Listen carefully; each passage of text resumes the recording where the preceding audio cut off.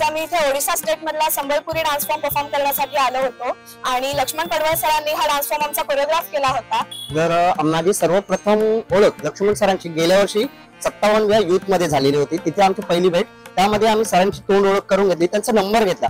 त्यानंतर आम्ही जेव्हा आमच्या कॉलेजमध्ये युथची तयारी करायला सुरुवात केली, त्यामध्ये आम्ही लक्ष्मण सरांचं कॉन्टॅक्ट करावा असं आम्ही सुचवलं आमच्या प्रिन्सिपल मॅडमला। लक्ष्मण पडवळ सरांसोबतचं काम करायचं माझं पहिलंच वर्ष आहे आणि याच वर्षी त्यांच्यासोबत काम करताना मला अनेक प्रकारचे अनुभव आले। त्यांनी मला माझ्या सकट इतर मुलांना देखील अनेक अनुभव दिले। लक्ष्मण पडवळ सरांच्या मार्गदर्शनाखाली काम करण्याचं हे माझं तिसरं वर्ष आहे। त्यांनी आतापर्यंत कॉलेज आणि युनिव्हर्सिटीज मध्ये जी गाणी म्हटलेली आहे त्याच्यासाठी मी अकंपनीचं काम केलेलं आहे।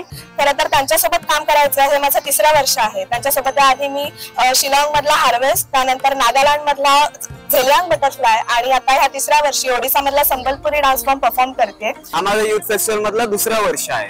आदल्या वर्षी लक्ष्मण सरांसोबत मी झेलियांग नागा बटरफ्लाय डान्स हा केलेला होता युथ फेस्टिवलचा। या वर्षी मी फोक डान्स मध्ये नाही आहे, पण ऍज अ मॅनेजमेंट म्हणून यांच्या सोबत आलेलो आहे। ते सर्वांसोबत एकीने वागत होते, सर्वांच्या बारीक सारीक चुकांना ते सांभाळून घेत होते। मी त्यांच्या संबळपुरी या गाण्यासाठी मी ऍज अ सिंगर म्हणून त्यांच्यासाठी काम केलं आहे आणि त्यांनी मला खूप चांगला प्रतिसाद दिला। त्यांनी मला वेळात वेळ काढून मला मार्गदर्शन दिले।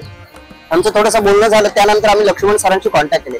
ते आमच्यापर्यंत आले आणि आमची चर्चा सुरू झाली। आम्ही पहिलं ठरवलं की सर आपण डान्स कोणता घेऊया, तर त्यांनी आम्हाला सुचवलं की माझ्याकडे बरेच आहेत, पण मोस्टली मी नागालँड मध्ये आदिवासी नृत्य ह्याच्यामध्ये जास्त काम करतोय आणि याच्यामध्ये भरपूर अभ्यास आहे। तर त्या अभ्यासामधून मी तुम्हाला जे हवंय ते योग्य त्या पद्धतीने मुलांकडून करून घेईल आणि तुम्हाला 100% देण्याचा प्रयत्न करेल आणि ते सरांनी करून दाखवलं।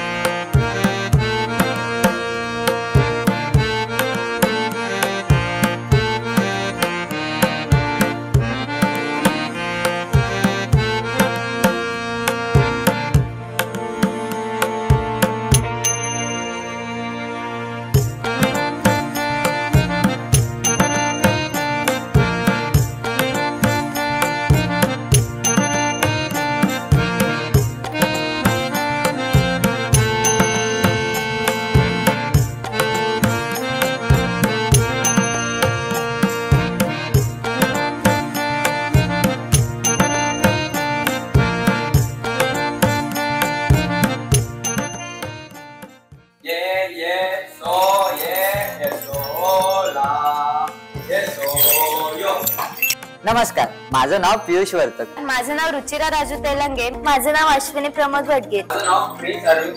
आज आम्ही यामचुंगार नागा हे नृत्य सादरीकरण केलं। पहिला दिवस होता माझा कॉलेजचा। त्या दिवशी मला असं समजलं की डान्स कॉम्पिटिशन आहे, पण मला माहिती नव्हतं की युथ फेस्टिवल वगैरे असं काय असतं। यावर्षी 50th युथ कॉम्पिटिशन मध्ये मला पार्टिसिपेट करण्यासाठी पडवळ सर यांनी प्रोत्साहन केले आणि यावेळी आम्हाला लक्ष्मण पडवळ सरांनी मार्गदर्शन केलं आणि यंदा आम्ही पहिल्यांदाच डान्स मधून पहिला क्रमांक निवडला आणि युनिव्हर्सिटी लेवलला। आमचे कोरिओग्राफर पडवळ सर यांनी आम्हाला खूप सारं प्रोत्साहन दिलं व खूप युथ मध्ये आम्हाला एक्सपिरियन्स देखील मिळाला आणि यासाठी पडवळ सरांनी आम्हाला खूप मार्गदर्शन केलं, खूप वेळ दिला। म्हणजे मला काही माहितच नव्हतं, पडवळ सरांनी खूप काही इन्फॉर्मेशन लाईफच्या करिअर साठी देखील आम्हाला एक्सपिरियन्स मिळालाय। या युथ फेस्टिवल मधून पुढील लाईफ साठी पण खूप काही शिकायला भेटलं, त्यासाठी लक्ष्मण सरांचे पण खूप आभार। या पूर्ण प्रवासाचे जे श्रेय आहे ते श्री लक्ष्मण पडवळ सर यांनाच जाते, कारण की हे जे आमचे विद्यार्थी आहेत ते अत्यंत ग्रामीण विभागातले आहेत। ऍक्टिंग, डान्स अगदी जुजबी माहितीच त्यांना होती, पण डान्स जीव ओतून काम कसं करावं, चेहऱ्यावर हावभाव कसे आणावं, एक्झॅक्टली आपल्या भावना, आपले इमोशन लोकांपर्यंत कसे मांडावेत, बरोबर आहे, या सगळ्याचं अखंडपणे अविरतपणे त्यांनी जे आम्हाला मार्गदर्शन केलेलं आहे ते अगदी खूप मोलाचं आहे। 25 ची आरडीसी परेड मध्ये जाण्याचा चान्स पण मला लक्ष्मण सरांनीच दिला। तिकडे 1 महिना राहिलो, वेगवेगळ्या लोकांशी भेटलो, बरंच काही नवीन शिकलो तिकडे। अथर्ववेद परंपरा कला मंचाकडे मी अनेक वेळा काम केलेलं आहे, त्यांच्याकडनं अनेक गोष्टी शिकलेली आहे। त्यांच्या मार्फतच 26 जानेवारीला आपल्या राजपथावर होणाऱ्या परेड मध्ये सुद्धा आम्हाला डान्स करण्याचा चान्स मिळालेला आहे। आमचं झोनर 8 मध्ये त्यांच्या प्रयत्नानं आणि या मुलांच्या तयारीला पहिला क्रमांक मिळाला आणि त्यामध्ये आम्ही दुसऱ्या इथे मुंबईमध्ये दुसऱ्या फेरीमध्ये आलेलो आहोत आणि इथे सरांनी आम्हाला खूप मदत केली।